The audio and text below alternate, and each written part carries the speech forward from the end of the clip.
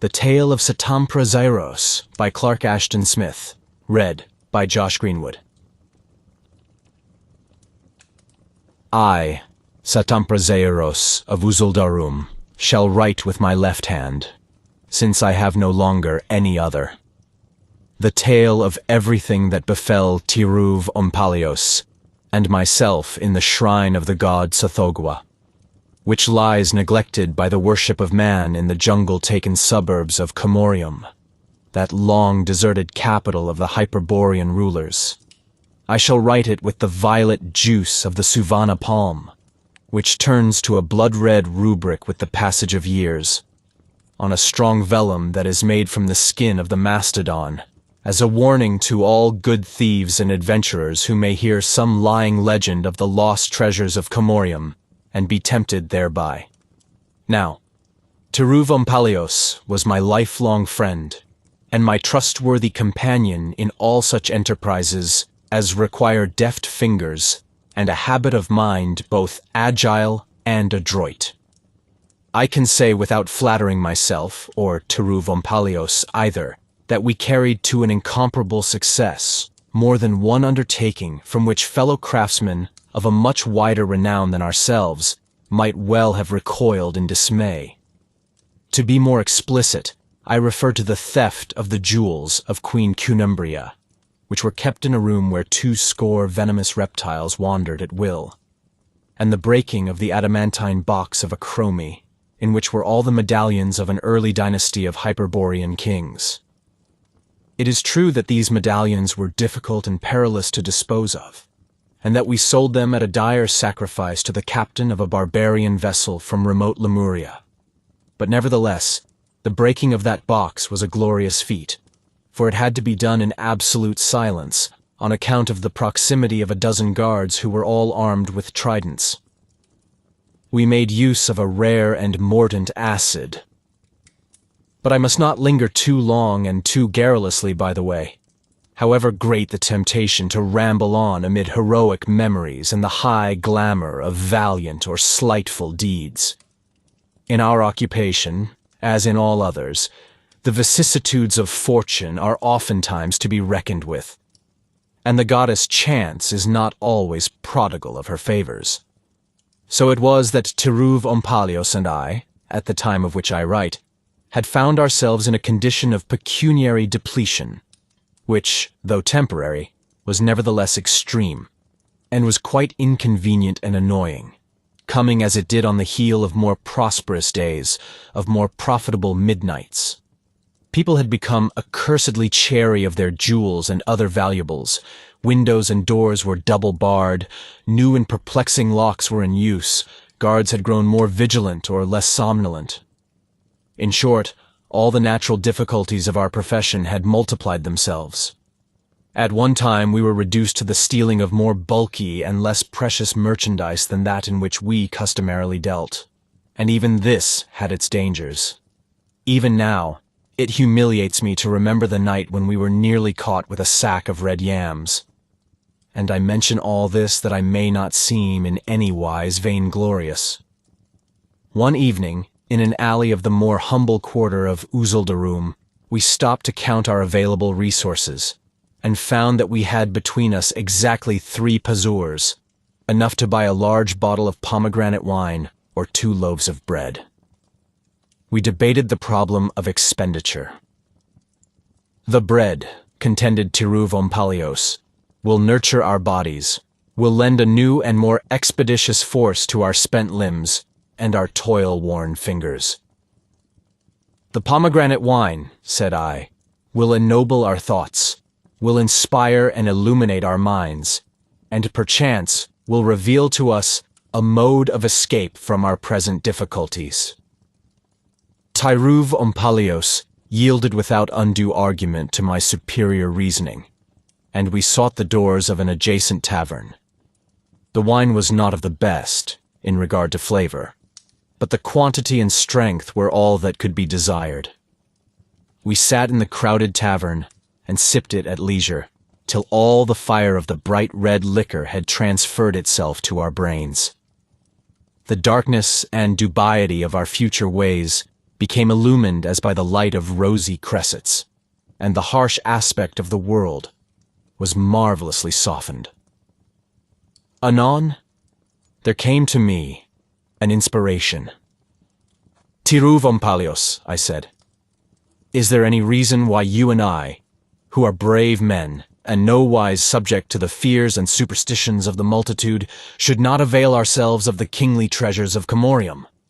A day's journey from this tiresome town, a pleasant sojourn in the country, an afternoon or forenoon of archaeological research, and who knows what we should find?" "You speak wisely and valiantly, my dear friend," rejoined Tiruvompalios. "Indeed, there is no reason why we should not replenish our deflated finances at the expense of a few dead kings or gods." Now Commoriom, as all the world knows, was deserted many hundred years ago because of the prophecy of the White Sibyl of Pelarion, who foretold an undescribed and abominable doom for all mortal beings who should dare to tarry within its environs. Some say that this doom was a pestilence that would have come from the northern waste by the paths of the jungle tribes. Others, that it was a form of madness. At any rate, no one, neither king nor priest nor merchant nor laborer nor thief, remained in Commoriom to abide its arrival, but all departed in a single migration to found at the distance of a day's journey the new capital, Usuldarum. And strange tales are told of horrors and terrors not to be faced or overcome by man, that haunt forevermore the shrines and mausoleums and palaces of Commoriom. And still it stands, a luster of marble, a magnificence of granite, all athrong with spires and cupolas and obelisks that the mighty trees of the jungle have not yet overtowered, in a fertile inland valley of Hyperborea. And men say that in its unbroken vaults there lies entire and undespoiled as of yore the rich treasure of olden monarchs, that the high-built tombs retain the gems and electrum that were buried with their mummies, that the fanes have still their golden altar vessels and furnishings, the idols their precious stones in ear and mouth and nostril and navel. I think that we should have set out that very night, if we had only had the encouragement and inspiration of a second bottle of pomegranate wine. As it was, we decided to start at early dawn. The fact that we had no funds for our journey was of a small moment, for, unless our former dexterity had altogether failed us, we could levy a modicum of involuntary tribute from the guileless folk of the countryside. In the meanwhile we repaired to our lodgings, where the landlord met us with a grudging welcome and a most ungracious demand for his money. But the golden promise of the morrow had armed us against all such trivial annoyances, and we waved the fellow aside with a disdain that appeared to astonish if not to subdue him. We slept late, and the sun had ascended far upon the azure acclivity of the heavens when we left the gates of Usuldarum and took the northern road that leads toward Commoriom. We breakfasted well on some amber melons and a stolen fowl that we cooked in the woods, and then resumed our wayfaring. In spite of a fatigue that increased upon us toward the end of the day, our trip was a pleasurable one, and we found much to divert us in the varying landscapes through which we passed, and in their people. Some of these people, I am sure, must still remember us with regret, for we did not deny ourselves anything procurable that tempted our fancy or our appetites. It was an agreeable country, full of farms and orchards and running waters and green, flowery woods. At last, some while in the course of the afternoon, we came to the ancient road, long disused and well-nigh overgrown, which runs from the highway through the elder jungle to Commoriom. No one saw us enter this road, and thenceforward we met no one. At a single step we passed from all human ken, and it seemed that the silence of the forest around us had lain unstirred by mortal footfall ever since the departure of the legendary king and his people so many centuries before. The trees were vaster than any we had ever seen. They were interwoven by the endless labyrinthine volumes, the eternal web-like convolutions of creepers, almost as old as they themselves. The flowers were unwholesomely large. Their petals bore a lethal pallor or a sanguinary scarlet, and their perfumes were overpoweringly sweet or fetid. The fruits along our way were of great size, with purple and orange and russet colors, but somehow we did not dare to eat them. The woods grew thicker and more rampant as we went on, and the road, though paved with granite slabs, was more and more overgrown, for trees had rooted themselves in the interstices, often forcing the wide blocks apart. Though the sun had not yet neared the horizon, the shades that were cast upon us from gigantic boles and branches became ever denser, and we moved in a dark green twilight fraught with oppressive odors of lush growth and of vegetable corruption. There were no birds nor animals, such as one would think to find in any wholesome forest. But at rare intervals a stealthy viper, with pale and heavy coils, glided away from our feet among the rank leaves of the roadside, or some enormous moth with baroque and evil-colored mottlings flew before us and disappeared in the dimness of the jungle. Abroad already in the half-light, huge purpureal bats with eyes like tiny rubies arose at our approach from the poisonous-looking fruits on which they feasted, and watched us with malign attention as they hovered noiselessly in the air above.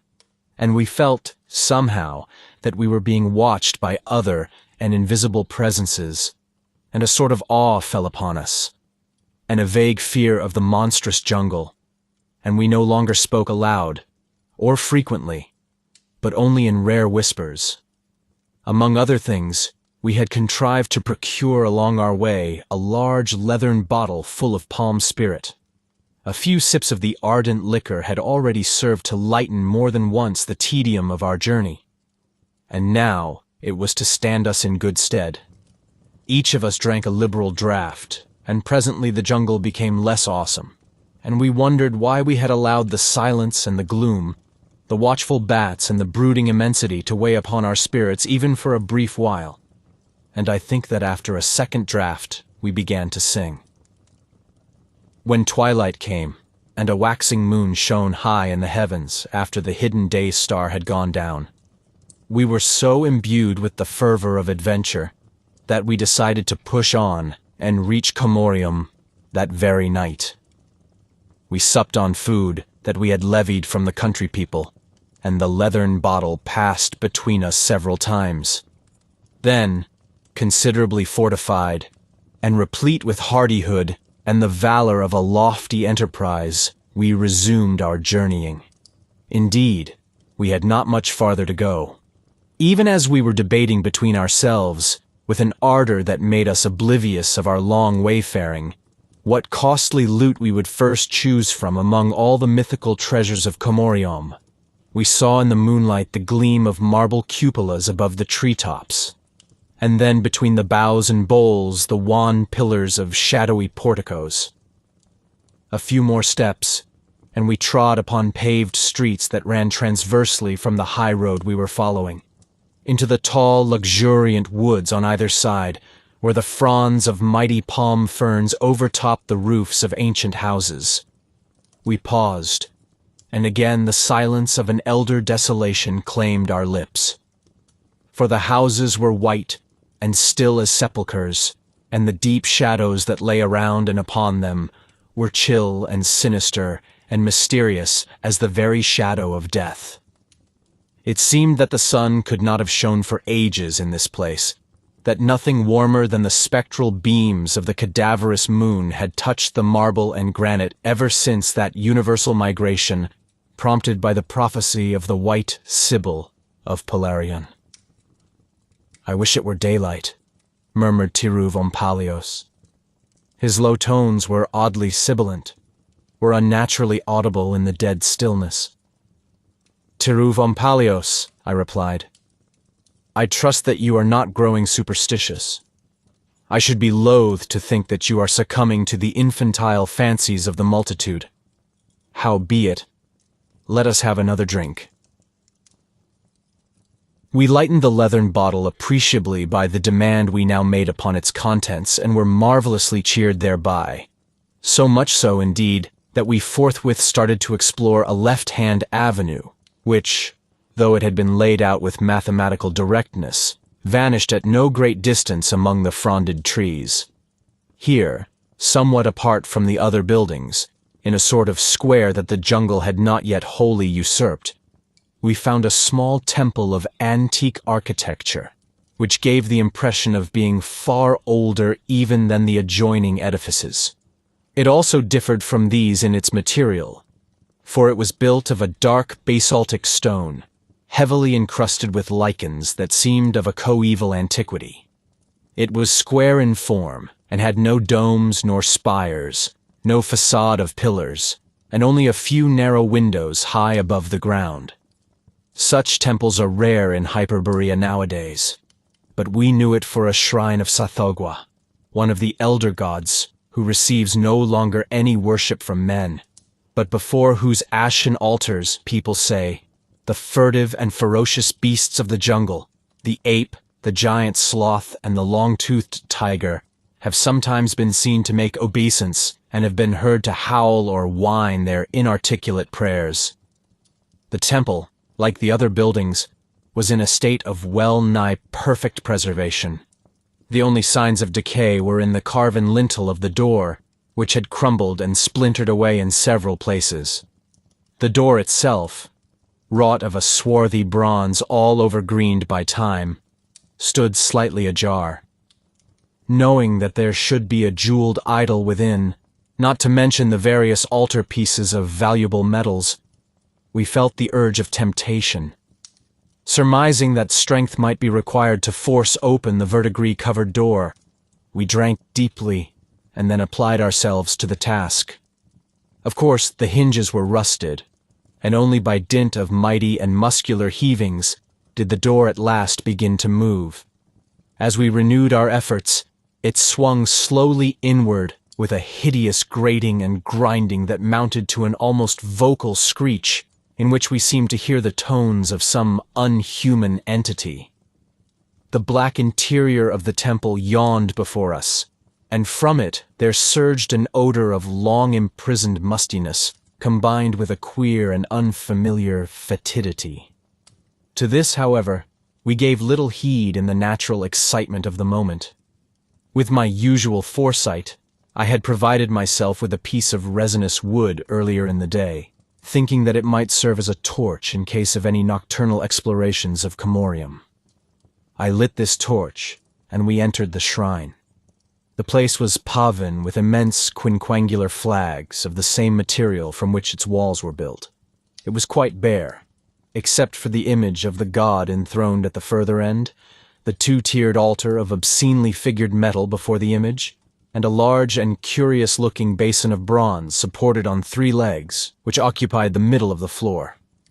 Giving this basin hardly a glance, we ran forward, and I thrust my torch into the face of the idol. I had never seen an image of Tsathoggua before, but I recognized him without difficulty from the descriptions I had heard. He was very squat and pot-bellied. His head was more like that of a monstrous toad than a deity, and his whole body was covered with an imitation of short fur, giving somehow a vague suggestion of both the bat and the sloth. His sleepy lids were half lowered over his globular eyes, and the tip of a queer tongue issued from his fat mouth. In truth, he was not a comely or personable sort of god, and I did not wonder at the cessation of his worship, which could only have appealed to very brutal and aboriginal men at any time. Tiruvompalios and I began to swear simultaneously by the names of more urbane and civilized deities, when we saw that not even the commonest of semi-precious gems was visible anywhere, either upon or within any feature or member of this execrable image. With a niggardliness beyond parallel, even the eyes had been carven from the same dull stone as the rest of the abominable thing, and mouth, nose, ears, and all other orifices were unadorned. We could only wonder at the avarice or poverty of the beings who had wrought this unique bestiality. Now that our minds were no longer enthralled by the hope of immediate riches, we became more keenly aware of our surroundings in general, and in particular we noticed the unfamiliar fetor I have spoken of previously, which had now increased uncomfortably in strength. We found that it came from the bronze basin, which we proceeded to examine, though without any idea that the examination would be profitable or even pleasant. The basin, I have said, was very large. Indeed, it was no less than 6 feet in diameter by 3 in depth, and its brim was the height of a tall man's shoulder from the floor. The 3 legs that bore it were curved and massive, and terminated in feline paws, displaying their talons. When we approached and peered over the brim, we saw that the bowl was filled with a sort of viscous and semi-liquescent substance, quite opaque and of a sooty color. It was from this that the odor came, an odor which, though unsurpassably foul, was nevertheless not an odor of putrefaction, but resembled rather the smell of some vile and unclean creature of the marshes. The odor was almost beyond endurance, and we were about to turn away when we perceived a slight ebullition of the surface, as if the sooty liquid were being agitated from within by some submerged animal or other entity. This ebullition increased rapidly. The center swelled as if with the action of some powerful yeast, and we watched in utter horror while an uncouth amorphous head with dull and bulging eyes arose gradually on an ever-lengthening neck and stared us in the face with primordial malignity. Then 2 arms, if one could call them arms, likewise arose inch by inch, and we saw that the thing was not, as we had thought, a creature immersed in the liquid, but that the liquid itself had put forth this hideous neck and head, and was now forming these damnable arms, that groped toward us with tentacle-like appendages in lieu of claws or hands. A fear which we had never experienced even in dreams, of which we had found no hint in our most perilous nocturnal excursions, deprived us of the faculty of speech, but not of movement. We recoiled a few paces from the bowl, and coincidentally, with our steps, the horrible neck and arms continued to lengthen. Then the whole mass of the dark fluid began to rise, and far more quickly than the suvana juice runs from my pen, it poured over the rim of the basin like a torrent of black quicksilver, taking as it reached the floor an undulant ophidian form which immediately developed more than a dozen short legs. What unimaginable horror of protoplastic life, what loathly spawn of the primordial slime had come forth to confront us? We did not pause to consider or conjecture. The monstrosity was too awful to permit of even a brief contemplation. Also, its intentions were too plainly hostile, and it gave evidence of anthropophagic inclinations, for it slithered toward us with an unbelievable speed and celerity of motion, opening as it came a toothless mouth of amazing capacity. As it gaped upon us, revealing a tongue that uncoiled like a long serpent, its jaws widened with the same extreme elasticity that accompanied all its other movements. We saw that our departure from the fane of Tsathoggua had become most imperative, and turning our backs to all the abominations of that unhallowed shrine, we crossed the sill with a single leap and ran headlong in the moonlight through the suburbs of Commoriom. We rounded every convenient corner. We doubled upon our tracks behind the palaces of time-forgotten nobles and the warehouses of unrecorded merchants. We chose preferably the places where the incursive jungle trees were highest and thickest, and at last, on a by-road where the outlying houses were no longer visible, we paused and dared to look back.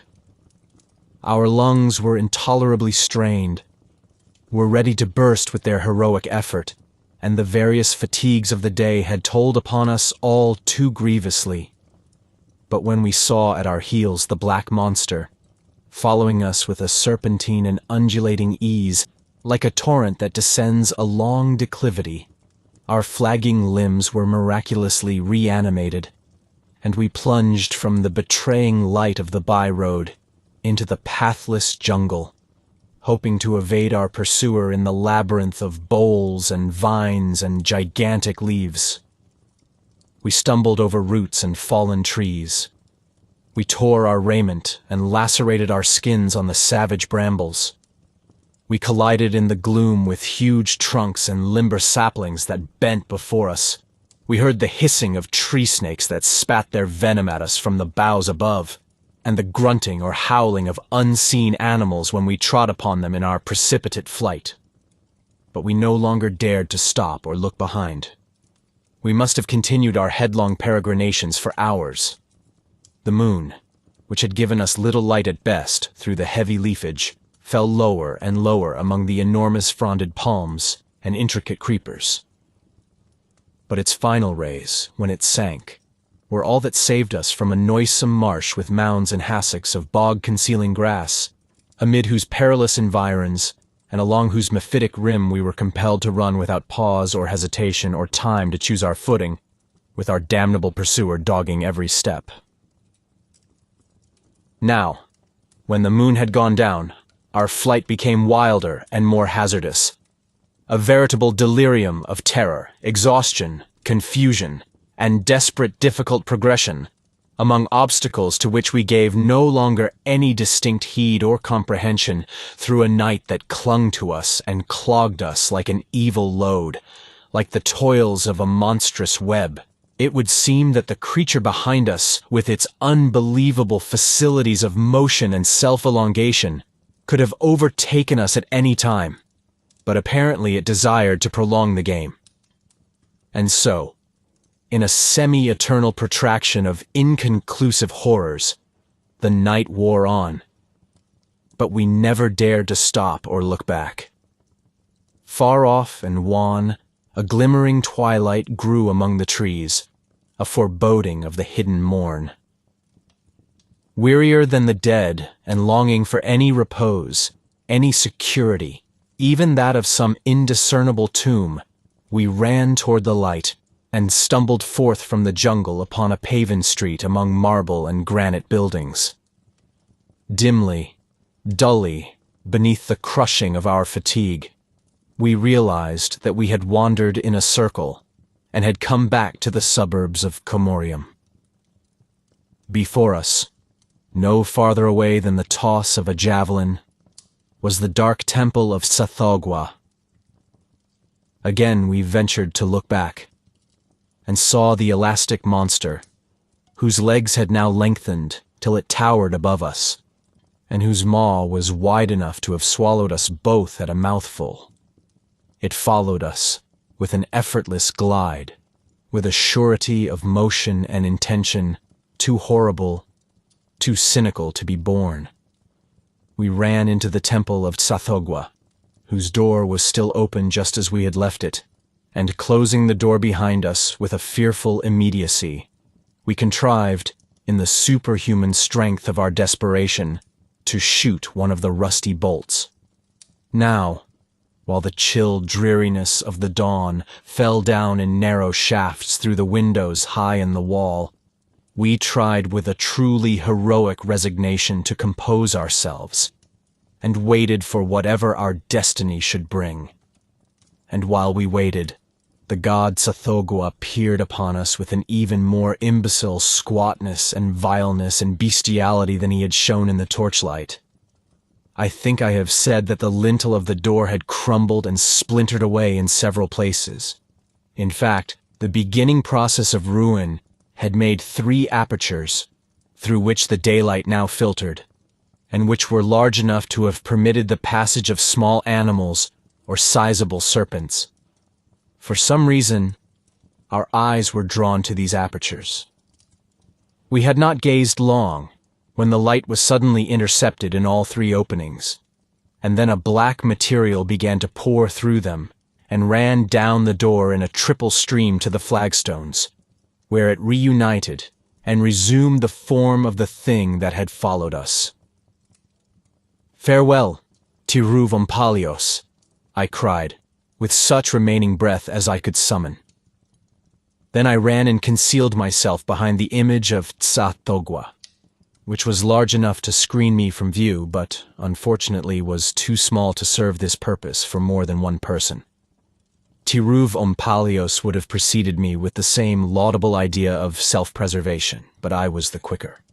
And seeing that there was not room for both of us to the rearward of Tsathoggua, he returned my valediction and climbed into the great bronze basin, which alone could now afford a moment's concealment in the bareness of the fane. Peering from behind that execrable god, whose one merit was the width of his abdomen and his haunches, I observed the actions of the monster.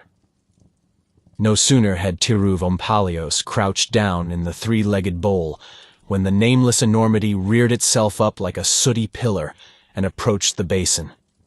The head had now changed in form and position, till it was no more than a vague imprint of features on the middle of a body without arms, legs, or neck. The thing loomed above the brim for an instant, gathering all its bulk in an imminent mass on a sort of tapering tail. And then, like a lapsing wave, it fell into the bowl upon Tiruv Ompalios. Its whole body seemed to open and form an immense mouth as it sank down from sight. Hardly able to breathe in my horror, I waited. But no sound and no movement came from the basin, not even a groan from Tiruv Ompalios. Finally, with infinite slowness and trepidation and caution, I ventured to emerge from behind Tsathoggua, and passing the bowl on tiptoe, I managed to reach the door. Now, in order to win my freedom, it would be necessary to draw back the bolt and open the door, and this I greatly feared to do because of the inevitable noise. I felt that it would be highly injudicious to disturb the entity in the bowl while it was digesting Tiruv Ompalios, but there seemed to be no other way if I was ever to leave that abominable fane. Even as I shot back the bolt, a single tentacle sprang out with infernal rapidity from the basin, and elongating itself across the whole room, it caught my right wrist in a lethal clutch.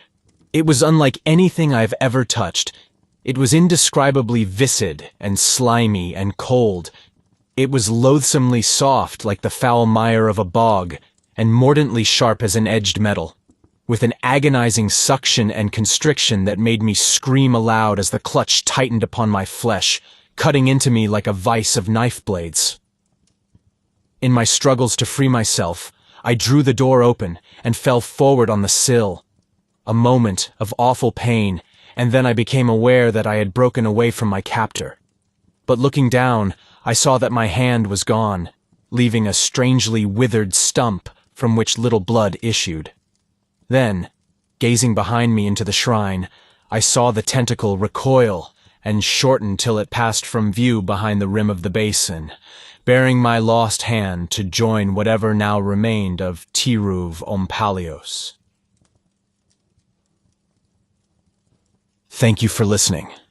If you like our recordings, consider liking this video and subscribing to our channel so you don't miss any more audiobooks.